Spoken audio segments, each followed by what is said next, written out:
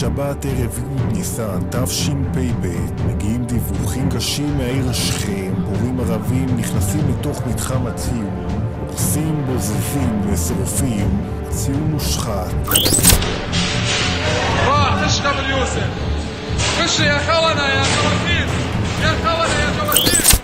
יום ראשון בלילה יוצאים שיירה של כ-20 רכבים לכיוון העיר שכם, תוך תחושת שליחות ומחאה על חילול המקום הקדוש. הקבוצה עוצרת תחילה במעיין יוסף לטבילה, בהכנה לפני הכניסה לעיר. עם סיום הטבילה מגיע ג'יפ צבאי, הרכבים נעלמים. כאן מתלבטת הקבוצה איך להמשיך. כניסת בת 3 סגור, בית פוריק סגור.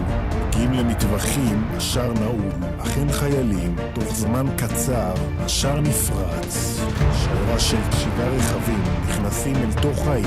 למרות התקופה המאתגרת, תקופת הרמדאן, בפעילותה החבלנית בעת הזאת. החסידים לא נתראים, שירת כי תעבור במים נשמעת בקול רב.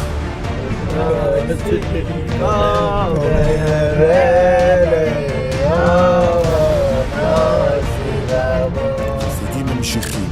בצומת הראשונה לפני קבר יוסף, החסידים מבצעים את הסיבוב המוכר מאחורי המסגד ויורדים חזרה לציר. שבים אל הציר, הדרמה מתחילה. קבוצת הערבים נעמדת על הכביש ומתחילה לידות אבנים ובלוקים לעבר הרכבים. חלק מהרכבים נפגעים בהימלטות לכיוון חוץ לעיר. רכב מסוג טויוטה קורולה ממשיך לנסוע לכיוון היציאה מהעיר. מגיע לכיכר, סמוך לכיכר בצד שמאל מחכים לו 2 רכבים. הרכב חוצה את הכיכר, הוא מסיים לעבור, צרור של יד נפתח לעברם. נוסעים ברכב עדיין לא מספיקים להבין את הסיטואציה, ממשיכים בנסיעה. כאן הנהג מתחיל להרגיש כאב רב ברגלו, מבין שנפגע מירי. נוסע נוסף, יושב ליד הנהג, גם נפגע בכתף. שוקלים לעצור ולהחליף נהג, אך מחליטים להמשיך. הדהירה נמשכת בקרב על החיים. רצפת הרכב מלאה בדם, הרכב ממשיך לדור על היציאה.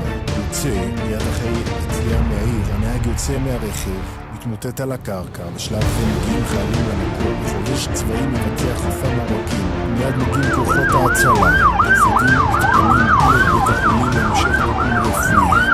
מגיע חובש, רופא, פה חטפנו אבן. כאן גודל הניסים מתבררים.